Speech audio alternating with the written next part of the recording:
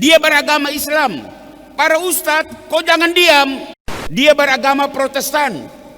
Pendeta-pendeta, jangan diam, Bapak John Retop, dia Katolik. Maka pastor punya kewajiban moral untuk berbicara.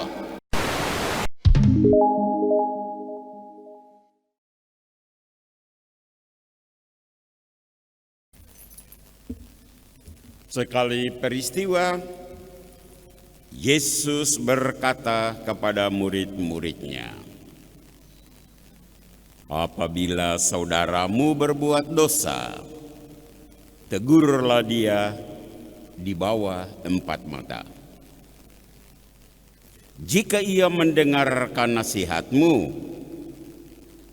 engkau telah mendapatkannya kembali. Jika ia tidak mendengarkan engkau, bawalah seorang atau 2 orang lagi, supaya atas keterangan 2 atau 3 orang saksi, perkara itu tidak disangsikan.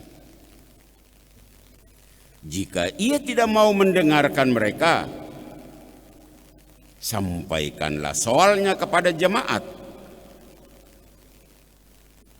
Jika ia tidak mau juga mendengarkan jemaat, pandanglah dia sebagai seorang yang tidak mengenal Allah atau seorang pemungut cukai.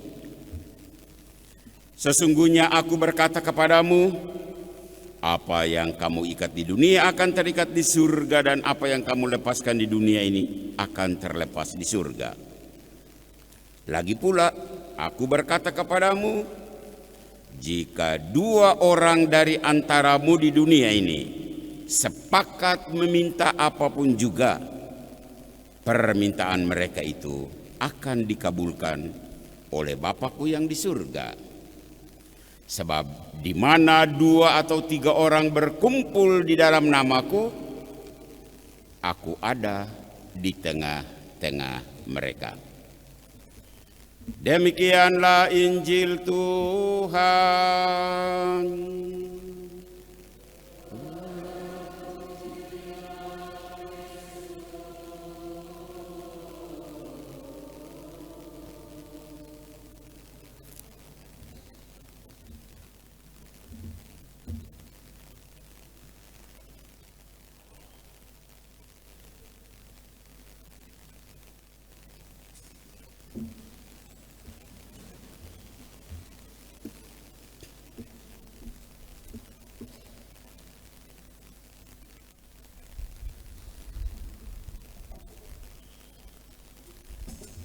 Jika saudaramu mendengarkan nasihatmu,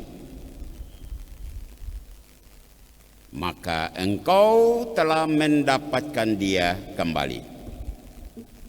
Bapak-bapak, ibu-ibu, saudara-saudari, umat paroki katedral yang terkasih, baik yang di dalam gereja ini maupun umat paroki katedral atau umat paroki lain, atau bahkan masyarakat umum yang saat ini sempat menangkap siaran misa ini lewat Radio Tiga Raja, lewat Facebook Tiga Raja, dan lewat live streaming dari gereja katedral ini.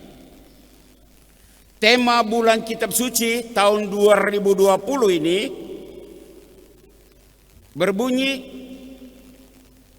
mewartakan kabar baik di tengah krisis iman dan krisis identitas. Kabar baik. Istilah ini dalam Injil berbahasa Yunani disebut Euangelion. Dalam kitab suci berbahasa Latin namanya Evangelium. Dalam bahasa Indonesia, Injil. Jadi mewartakan kabar baik berarti mewartakan Injil di tengah krisis iman dan krisis identitas. Iman jelas, tidak perlu diterangkan. Identitas sebetulnya juga jelas. Singkatnya, identitas dan imanmu adalah pengikut Yesus dalam gereja Katolik. Pengikut Yesus dalam gereja Katolik. Kalau begitu, krisisnya apa? Bagaimana kita bisa mengetahui dan mengenal yang disebut krisis iman dan identitas itu? Saya menyebutkan beberapa.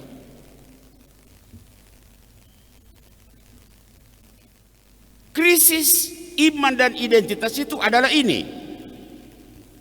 Sudah dibaptis, mengaku diri Katolik, tetapi tidak paham apa-apa tentang iman kekatolikannya. Ini krisis. Sudah dibaptis, mengaku diri Katolik, tetapi tidak tahu bagaimana harus hidup sebagai orang Katolik. Ini krisis. Sudah dibaptis, menyebut diri orang Katolik, tetapi tidak peduli akan kekatolikannya. Tidak kenal Kombas, tidak kenal wilayah, hampir-hampir tidak kenal paroki juga. Dia hanya tahu pergi ke gereja. Ini krisis. Bahkan sudah dibaptis, menyebut diri orang Katolik, tapi tidak percaya akan penyelenggaraan ilahi. Saking beratnya beban, dia mulai tidak percaya Tuhan adakah? Tidak. Sudah dibaptis, mengaku diri Katolik, dia percaya bahwa ada Tuhan, tetapi tidak hidup sesuai kepercayaannya itu. Itu beberapa hal yang saya sebut sebagai krisis. Lalu bagaimana kita menyikapinya? Menyikapi saudara-saudara kita, bahkan Anda sendiri yang berada di dalam krisis ini. Ada rupa-rupa cara. Antara lain mendampingi dan menasihati. Kita masuk dalam bacaan-bacaan. Dalam Injil hari ini Tuhan Yesus mengajarkan bagaimana seharusnya kita bersikap terhadap orang yang bermasalah. Ada dua cara yang ditawarkan oleh Yesus. Pertama, menegur dan menasihati secara bertahap. Tadi dalam Injil kan disampaikan. Dan cara yang kedua yang ditawarkan Yesus adalah membawa di dalam doa.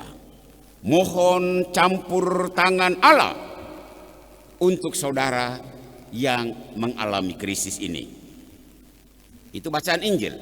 Dalam bacaan yang pertama, Nabi Yehezkiel mengingatkan, saya membacanya. Yehezkiel 33 bab 8. Jika engkau tidak mengingatkan si jahat, aku akan menuntut pertanggungjawaban atas darahnya daripadamu. Nah, loh. Kalau engkau melihat saudaramu bermasalah dan kau diam, Yesaya bilang engkau akan dituntut. Dalam bacaan kedua, Rasul Paulus kepada jemaat di Roma, dia mengatakan bahwa hal mengingatkan sesama yang bersalah itu adalah tuntutan hukum. Engkau menegur dia, Engkau menasihati dia bukan karena kau benci dia, tetapi karena engkau mencintai dia, engkau sayang dia, maka engkau menegur. Dan itu wajib hukumnya. Rasul Paulus bilang dalam bacaan yang kedua. Nah, kalau tema bulan kitab suci ini mewartakan kabar gembira, mewartakan Injil di tengah krisis iman dan identitas, kita kaitkan dengan bacaan-bacaan, 3 bacaan yang kita dengar. Kira-kira apa pesan yang boleh kita petik hari ini, hari Minggu ini? Saya punya 2 pesan, mohon dengar baik-baik. Pesan yang pertama, menghadapi pihak yang bermasalah, Anda harus tegas. Tegas dalam menentukan sikap. Apapun resiko yang akan Anda hadapi. Ada 2 kemungkinan. Atau Anda dibenci karena Anda bersikap tegas itu, menegur. Atau malah Anda akan disayang. Aduh, dia tegur saya, syukur, sehingga saya sadar. Maka engkau menjadi sahabatnya. Sikap tegas itu Anda lakukan secara bertahap, tentu. Seperti yang diajarkan oleh Yesus. Pertama, dekati dia dan berikan nasihat. Syukur kalau dia mendengar dan dia berubah. Dia bisa keluar dari krisis. Tetapi kalau tidak, tahap kedua Yesus bilang, panggil dia dan beri teguran. Tadi nasihat, sekarang teguran. Syukur kalau dia berubah. Kalau dia tidak berubah, masuk tahap berikut. Ajukan dia di jemaat. Ajukan dia di Kombas. Ajukan dia di wilayah. Ajukan dia di paroki. Biar banyak orang, siapa tahu berhasil. Tapi Yesus bilang sampai taraf jemaat dan juga tidak berhasil, Yesus bilang lepaskan dia. Rupa-rupanya dia orang yang tidak kenal Allah. Sampai di sini harap umat masih ikut. Sekarang saya ingin masuk lebih konkret dengan realitas di Kabupaten Mimika. Hari Jumat saya didatangi oleh seorang sahabat dan dia minta, Pater bisa misa kah? Kami bikin doa. Saya tanya, misa apa? Misa syukur. Syukur apa? Syukur atas hari ulang tahun yang pertama pelantikan Timika 1, Timika 2 yang kita kenal dengan akronim OMTOB. Syukur atas pelantikan OMTOB jadi Timika 1, Timika 2. Spontan saya menjawab dia. Apa kau bilang? Syukur? Syukur atas apa? Syukur atas kinerja, atas prestasi. Syukur atas apa? Syukur atas ketidakharmonisan OMTOB saat ini?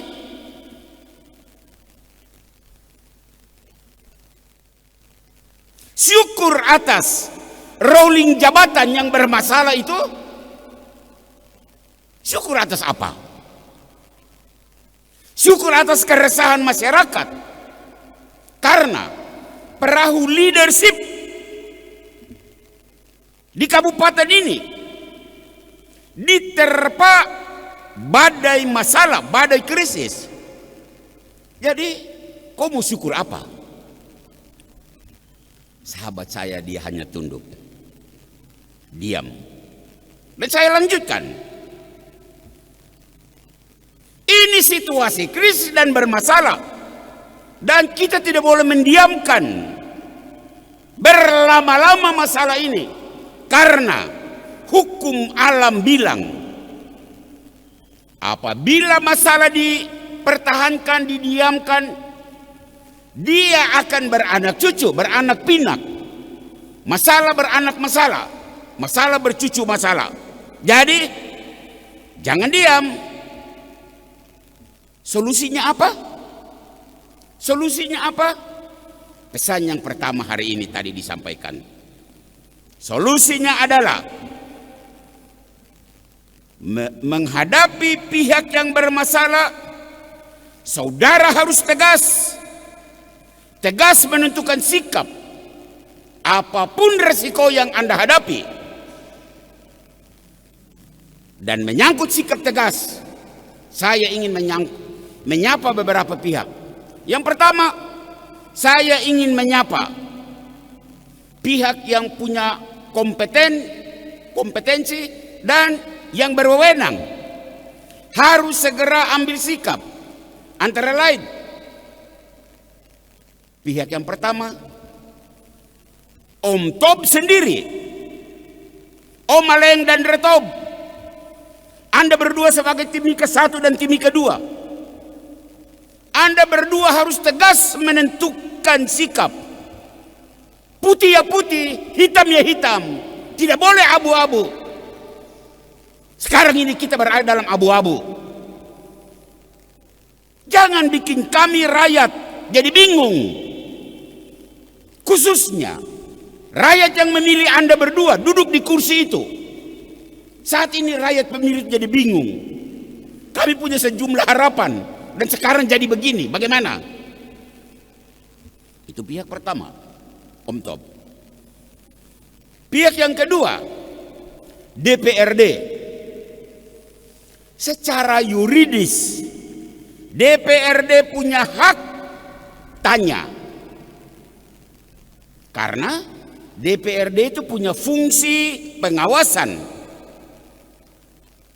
Hari ini pastor dari gereja Tiga Raja mau mengatakan DPRD jangan diam. Rakyat yang Anda wakili ingin tahu pertanggungjawaban eksekutif atas kemelut dan kekisruhan yang terjadi. Undang-undang mengamanatkan Anda untuk bersuara dan bertanya. Ada apa ini? Pihak yang ketiga, tokoh agama, pastor, pendeta, ustadz, dan yang lain-lain. Tokoh agama harus melaksanakan fungsi kenabiannya, menegur dan menasihati secara bertahap. Dan tentu spesialisasinya tokoh agama membawa masalah di dalam doa, mohon campur tangan Allah. Kalau pejabat pemerintah itu dia beragama Islam, para ustadz, kau jangan diam, harus bersuara. Kalau pejabat pemerintah itu dia beragama Protestan, pendeta-pendeta, jangan diam. Mana suara kenabianmu untuk memperbaiki masalah?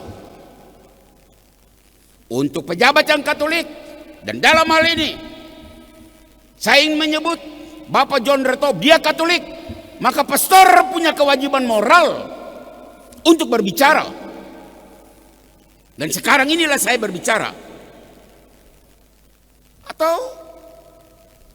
Atau tokoh agama itu takut dijauhi dan dimusuhi? Demi kebaikan orang banyak, para tokoh agama harus berani bersuara, suka tidak suka. Jangan takut Anda dimarahi, jangan takut Anda dimusuhi. Pastor Amandu sejak muda lewat khotbah sudah dimusuhi, sudah dimarahi banyak pihak, tapi tidak mundur karena suara kenabian harus disampaikan. Atau kau takut kah? Nanti pada awal tahun anggaran, pembagian jatah bangunan atau sumbangan, karena engkau suara tegas, kau tidak dapat jatah. Gereja Katolik tidak tergantung dengan bantuan. Kalau mau kasih, terima kasih. Kalau mau berikan, terima kasih. Gereja tidak mati karena tidak ada bantuan. Tapi suara kenabian harus tetap dilambungkan demi kemaslahatan orang banyak. Tugas kenabian itu harus ditegakkan. Kalau para pemimpin itu orang cerdas, orang bijak, pasti mendengar renungan ini, khotbah ini, mereka akan berkata, terima kasih Pastor Amandus. Selama ini tidak ada orang yang menyapa kami, tidak ada orang yang menegur kami, tidak ada orang yang menasihati kami. Syukur Pastor sampaikan, kami akan memeriksa dia. Ini orang yang punya otak waras.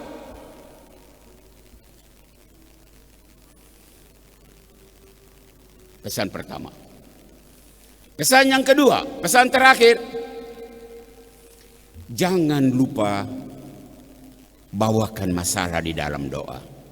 Ceritakan semua pergumulan dan krisis yang dihadapi dalam doa. Dan biarkan Tuhan ikut campur tangan. Kata Yesus di dalam Injil sore hari ini, jika dua orang daripadamu di dunia sepakat meminta apapun juga, maka permintaan itu akan dikabulkan oleh Bapa di surga. Ini janji Yesus. Pegang janji ini. Mari kita bersama-sama sebagai jemaat, lebih dari satu orang kita meminta supaya masalah apapun, masalah menyangkut hidup pribadi, masalah menyangkut keluargamu, masalah menyangkut kombasmu, masalah menyangkut parokimu, masalah menyangkut pemerintahan kita, Pemda. Kiranya Tuhan ikut campur tangan. Biarlah Allah ikut menyelesaikan pergumulan yang kita hadapi. Syukur kalau doa-doa kita terjawab. Tapi kalaupun tidak terjawab atau belum terjawab, minimal kita sudah berusaha untuk melaksanakan tanggung jawab sebagaimana disuarakan dalam bacaan yang kedua. Bacaan yang pertama, itu tanggung jawab kita. Menyelamatkan saudara yang bermasalah lewat nasihat-nasihat kita, lewat teguran-teguran kita, dan lewat doa-doa kita. Hasilnya kita serahkan, biarlah yang di atas yang menentukan. Dalam bulan kitab suci ini kita akan berusaha untuk mendalami firman yang selalu menyertai kita setiap hari, khususnya menyertai kita di saat menghadapi badai dan krisis. Selamat memasuki bulan kitab suci nasional.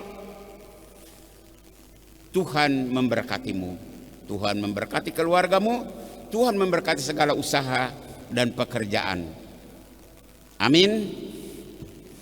Kita hening sejenak untuk merenungkan firman Tuhan ini.